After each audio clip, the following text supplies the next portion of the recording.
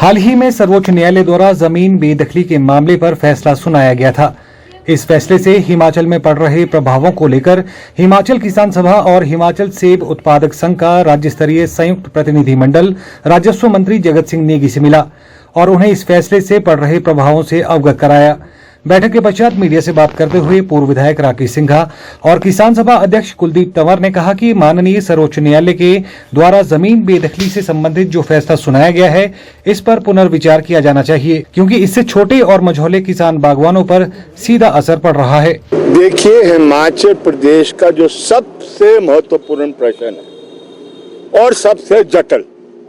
ये जो जमीन का प्रश्न है, ये कोई बहुत सीधा साधा नहीं है जैसे देखा जा रहा है। इस प्रश्न को लेकर सुप्रीम कोर्ट के ऑर्डर के बाद जो एक नई परिस्थिति पैदा हुई है, उस सिलसिले में हम गए। नई परिस्थिति क्या पैदा हुई है ये समझना। सुप्रीम कोर्ट ने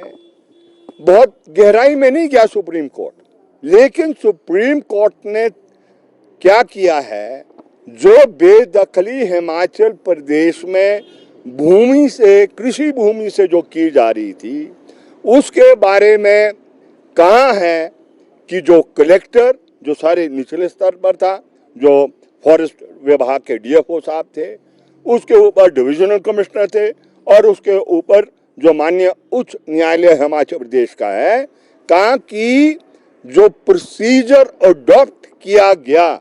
वो इनवैलिड है, प्रिंसिपल्स ऑफ नेचुरल जस्टिस नहीं फॉलो किया गया है और वो सारे निरस्त किए गए। ये प्रश्न हम उस समय से कह रहे थे जिस समय बेदखली हिमाचल प्रदेश में हो रही थी, और मैं आपको ऑन रिकॉर्ड कह रहा हूं, not a single eviction order, general order था हाई कोर्ट का। अगर आपने मुझे एविक्ट करना तो मेरे खिलाफ एविक्शन ऑर्डर होने चाहिए एविक्ट करने से पहले। इसलिए इस प्रश्न को लेकर हमने कहा है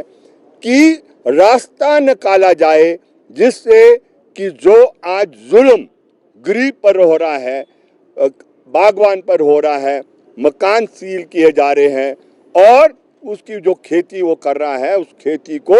नष्ट करने का जो कार्य किया जा रहा है, उसका एक रास्ता निकाला जाए। इस सिलसिले में तंवर जी ने इस बात का भी जिक्र किया। हमने मेमोरेंडम दिया है वो 6 पॉइंट का, जिसमें हमने कहा है कि दो बातें जिस पर बहुत पॉजिटिव हिमाचल प्रदेश की सरकार रही है। एक कि जहां पर सेटलमेंट के टाइम रेवेन्यू रिकॉर्ड में ये चढ़ गया है कि ये गैर वन भूमि है,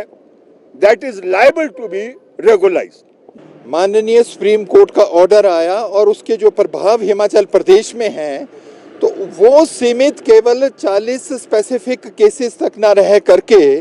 हिमाचल प्रदेश में जब से लैंड रेवेन्यू एक्ट के अंदर अमेंडमेंट्स लाई गई थी 163A,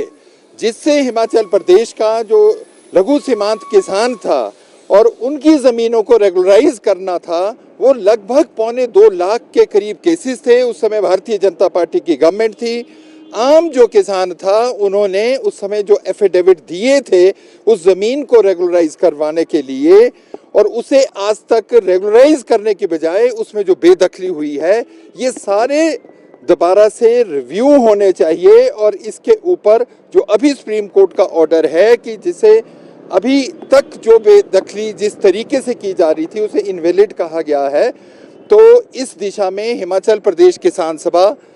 हर जिला के अंदर, सबसे ज़्यादा अधिक केसेस तो कांगड़ा जिला के अंदर है, 40,000 से ऊपर, 28,000 से ज़्यादा केसेस मंडी में है, फिर शिमला है। तो इससे पूरे हिमाचल के जो छोटे किसान हैं, जो रोजगार करते हैं, कोई किसी का ढारा है, ढाबा है, छोटे छोटे काम करते हैं, उनके ऊपर जो प्रभाव है। और ये हम लोगों को समस्या आ रही है कि हिमाचल प्रदेश में 1980 का कानून और TN गोदावर्मन का जो 1996-98 के केसेस के बाद हिमाचल प्रदेश में हिमाचल सरकार कोई भी ज़मीन गैर वानिकी के लिए या जिसमें फॉरेस्ट्री ना हो वो अपनी परमिशन से नहीं दे सकते, उसके लिए भारत सरकार के पास जाना पड़ता है। तो उस दिशा में जो साथी राकेश सिंघा ने यहाँ पर अपील की है हिमाचल प्रदेश के हर राजनीतिक दल से और विशेष रूप से कि सारे के सारे जो सरकार है कि वो इसमें एक कलेक्टिव रेजोल्यूशन भारत सरकार को दे कि इसके अंदर ये जो फॉरेस्ट कंजर्वेशन एक्ट है, हिमाचल के पर्सपेक्टिव में जहां पर 2/3 से ज़्यादा ज़मीन इस समय वन विभाग के पास है, जो छोटे लघु सीमांत किसान हैं जिनके पास 10 बीघा से कम ज़मीन है, यहाँ तो ऐसे भी हैं जो 1 और 2 बीघा वाले हैं या जिनके मकान उस ज़मीन के ऊपर हैं, उस बारे में हिमाचल सरकार को यह अनुमति दी जाए कि केस पर आधारित उसको रेगुलराइज किया जाए। ये किसान सभा का इस समय का मुख्य एजेंडा है।